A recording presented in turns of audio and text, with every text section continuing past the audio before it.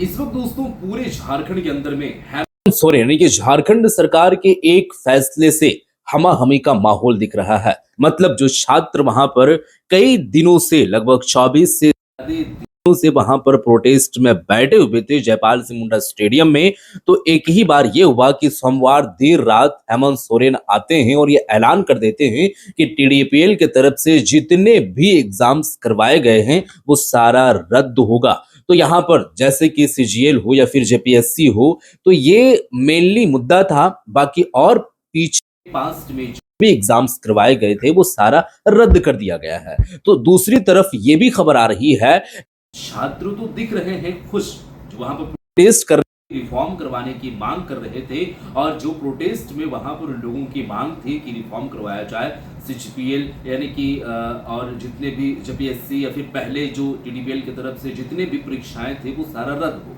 लेकिन यहाँ पर बड़ी खबर ये आ रही है कि कुछ लोग ऐसे भी हैं और कुछ लोग नहीं, 2000 से ज्यादा लोग ऐसे हैं जिनकी नौकरियां अब जा चुकी है।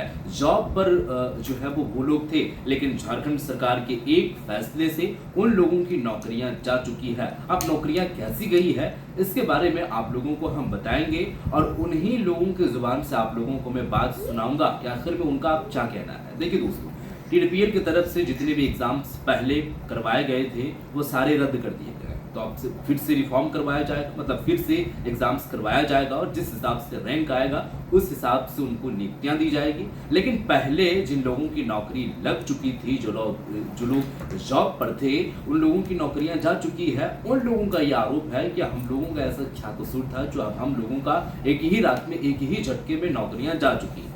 तो अब आप लोगों को बतानी है कि इस पर क्या कुछ, मतलब एक तरफ तो कुछ छात्र खुश दिख रहे हैं, लेकिन दूसरी तरफ जिन लोगों की नौकरियां जा चुकी है उनके प्रति आपको क्या कुछ कहना है। तो मैं आप लोगों के सामने उनका वीडियो रखने वाला हूं। संक्षेप में 1-2 मिनट का वीडियो होगा, पहले आप इस वीडियो को देख लीजिए कि आखिर में जिन लोगों की नौकरियां जा चुकी है हेमंत सरकार के एक फैसले से रातों रात ये खबर सामने आती है कि कुछ छात्र खुश दिखते हैं जो जयपाल सिंह स्टेडियम में प्रोटेस्ट कर रहे थे, दूसरी तरफ जिनकी नियुक्तियां हो चुकी थी पहले, वो लोग नाराज दिख रहे हैं। वीडियो पहले आप लोग देखिए, फिर आगे ये बातें करेंगे। वीडियो देखिए।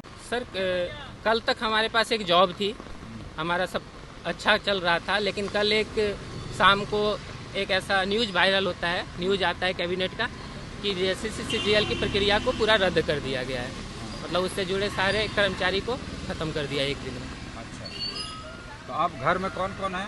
हमारे पूरे परिवार हैं सर, मम्मी पापा, हमारे पूरे परिवार, संयुक्त परिवार में हम लोग रहते हैं। और इसमें हमारा पक्ष भी नहीं जाना गया सर।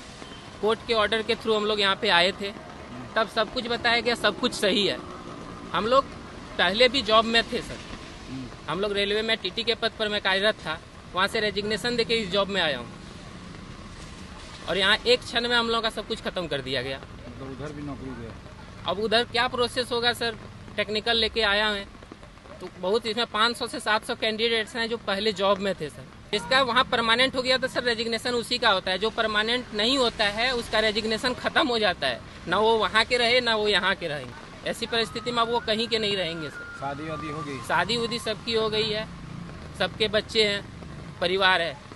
मेरा भाई यहाँ पर है, और रात से उसका जो इन्वायरमेंट चेंज हो गया, उसके चलते हमको आना पड़ा उसको ढांढस देने के लिए, जो कि हमको नहीं हो पा रहा है वो चीज़। कहीं ना कहीं सरकार को इस सब मामले में पहले सोचना चाहिए कि वैसे अभ्यर्थी जो पूरा जिंदगी, मतलब जब से वो तैयारी कर रहा तैयारी करते हुए उस स्थिति से बढ़ते हुए इस स्टेज पे आए कि कम से कम उस परीक्षा कंडक्ट करके एग्जाम पास करके सारी समस्याओं को झेलते हुए इतना सिचुएशन, इतना क्वेश्चन पेपर लीक हो, ये हो वो हो, उसके बाद वो क्वालिटी अचीव करके तब जाके सिलेक्शन हुआ है।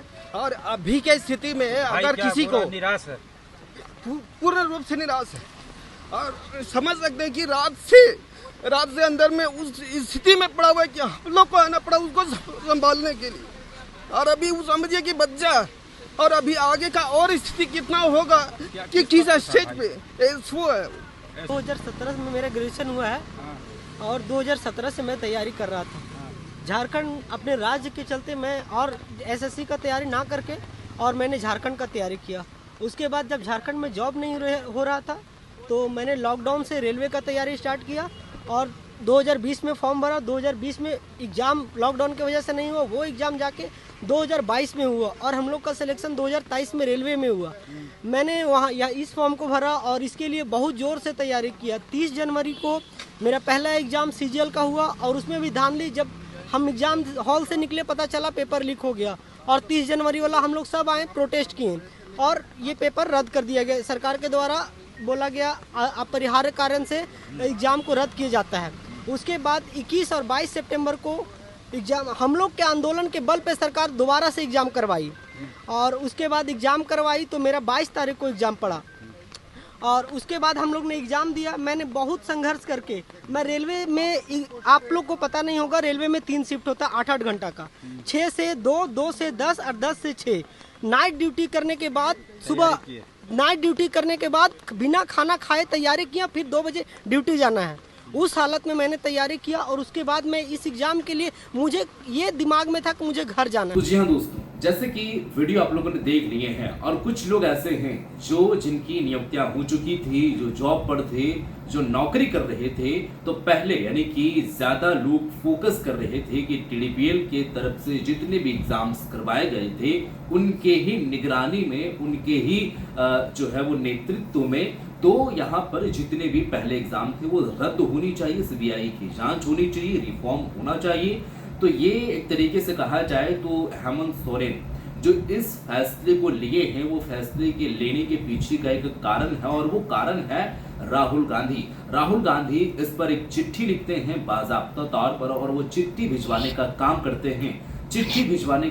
करते हैं। तो ये चिट्ठी को लेकर के आप लोगों को ये जानकारी मिली होगी कि राहुल गांधी के एक कदम पर ये जब चिट्ठी लिखते हैं, भिजवाया जाता है, तो हेमंत सोरेन इसको संज्ञान में लेते हैं ज्यादातर। हालांकि पहले भी संज्ञान में ले चुके हैं, कई बार इनके मंत्री के साथ में वार्ताएं हुई है, डेलीगेशन तय किए गए थे कुछ छात्रों की और लगातार इन लोगों की बातें हो रही थी। लेकिन फिर भी यहाँ पर जो मेनली मुद्दा और फोकस था कि परीक्षा रद्द होनी चाहिए, JPSC और JSSC CGL को लेकर के जो बातें चल रही थी और पहले TDPL के जितने भी एग्जाम्स हैं वो रद्द होनी चाहिए, इस पर सोमवार की देर रात, शाम देर ये फैसला लेते हैं और उसके बाद ये बातें निकलकर सामने आती है। तो जो छात्र, मतलब जिन लोगों की नियुक्तियां हुई थी, जो लोग नौकरी पर थे, उन लोगों का यही कहना है कि अब हम लोगों का क्या कुछ होगा।